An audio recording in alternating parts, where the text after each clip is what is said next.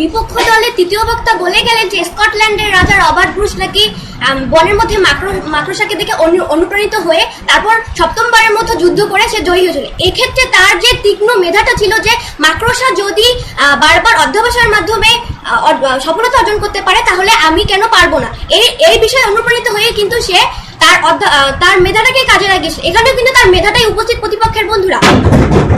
ধন্যবাদ মাননীয় মডারেটর, বিজ্ঞ বিচারক মন্ডলী এবং উপস্থিত সবাইকে।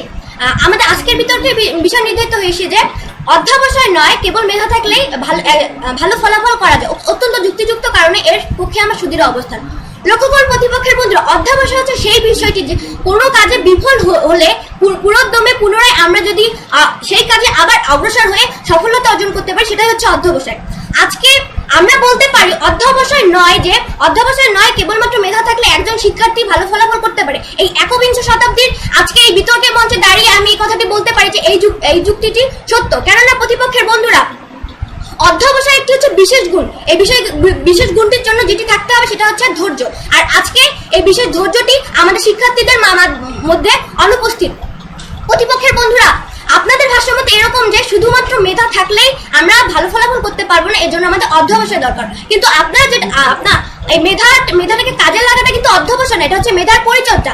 প্রতিপক্ষের বন্ধুরা, আমাদের হাতে কিন্তু আজকে সময় কম, কিন্তু অনেক কাজ। এই স্বল্প সময়ে আমরা কিন্তু অধ্যবসায়ের মতো বিশেষ গুণটিকে সব সময় দিতে পারি না। এক্ষেত্রে আমাদের অনেক কিছু করতে হয়। আপনি কি দেখাতে পারবেন এমন কোন শিক্ষার্থী যে ভালো ফলাফল করে সে সারাদিনই বই নিয়ে পড়ে থাকে? দেখুন, আজকে আমরা বিতর্ক করছি, খেলাধুলায় অংশগ্রহণ করছি, কুইজ প্রতিযোগিতায় অংশগ্রহণ করছি এবং আমরা পড়াশোনা করছি, যার ফলে আমরা ভালো ফলাফল করতে পারছি। প্রতিপক্ষের বন্ধুরা, আজকে আমাদের বর্তমান শিক্ষার্থীদের মাঝে ধৈর্যটি কম এবং তথাপি আমাদের বর্তমান শিক্ষার্থীরা কিন্তু আগের তুলনায় ভালো ফলাফল করছে। প্রতিপক্ষের তৃতীয় বক্তা বলে গেছেন একটি ধারালো ছুরির কথা, যে সেটি যদি ধারালো ছুরিটিকে যদি আমরা ধার না দিই নিয়মিত, তাহলে সেটি নাকি মরিচা ধরে নষ্ট হয়ে যাবে। প্রতিপক্ষের বন্ধুরা, আপনারা বারবার বলে যাচ্ছেন যে স্বল্প মেধা সম্পন্ন শিক্ষার্থীর কথা। আপনি সেই ধারালো ছুরিটাকে স্বল্প মেধা সম্পন্ন শিক্ষার্থীর সঙ্গে তুলনা করতে পারেন না। স্বল্প মেধা সম্পন্ন শিক্ষার্থীকে তুলনা করতে পারেন একটি নষ্ট মরিচা ধরা ছুরিকে। আপনি কি কখনো পারবেন একটি মরিচা ধরা নষ্ট ছুরিকে শত ধার দিয়ে সেই নতুন ছুরির মতো করতে? আপনি যেটা করবেন, ধারালো ছুরিটাকে ধার দিয়ে সেটা ছুরিটির যথার্থ ব্যবহার করতে। প্রতিপক্ষের বন্ধুরা, যদি আজকে আমাদের বর্তমান অবকাঠামোগত শিক্ষা পদ্ধতির সৃজনশীল পরীক্ষা পদ্ধতির মাধ্যমে আমরা পরীক্ষা অংশগ্রহণ করছি, সৃজনশীল পরীক্ষা যখন একটি আপনার অজানা প্রশ্ন এসে পড়ে, তখন কিন্তু আপনি শত অধ্যবসায় করে এই পরীক্ষার মধ্যে উত্তরটি যথার্থ উত্তর লিখতে পারবেন না যদি না আপনার মেধা থাকে।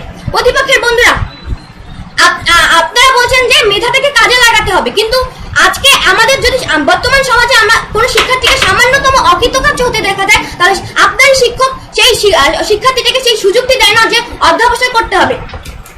আজকে যে শিক্ষার্থীটি মঞ্চে দাঁড়িয়ে সামান্যতম কথা বলতে পারবে না, তাকে আমরা বিতর্ক করতে কিন্তু বলতে পারি না। প্রতিপক্ষের বন্ধুরা, আপনারা সেখানে বিতর্ক করছেন, আপনারা কিন্তু কখনো ফুটবল মাঠে গিয়ে ফুটবল খেলছেন না, কেননা আপনাদের যথার্থ মেধা আছে বিতর্ক করার মতো, ফুটবল খেলার মতো নয়।